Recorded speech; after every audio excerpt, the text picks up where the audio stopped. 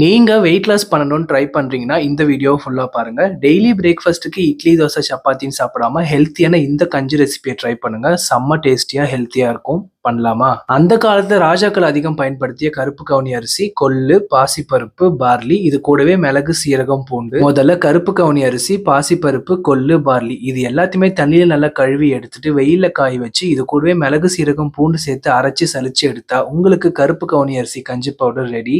இந்த கருப்பு கவுனி அரிசி கஞ்சி ரெகுலரா பிரேக்ஃபாஸ்ட்க்கு எடுத்துட்டு வந்தா வெயிட் லாஸ் மட்டும் இல்ல சுகர் பேஷண்ட்ஸுமே சுகர் லெவல் பேலன்ஸ்டா கண்ட்ரோல்டா இருக்கும். இந்த ப்ராசஸ் ரொம்பவே பெருசுன்றதால ஃபிட் அண்ட் ஃபுட் தமிழ் நமக்காக பாரம்பரிய முறையில இந்த கருப்பு கவுனி அரிசி கஞ்சி மிக்ஸை ரெடி பண்ணி கொடுத்துட்டு இருக்காங்க.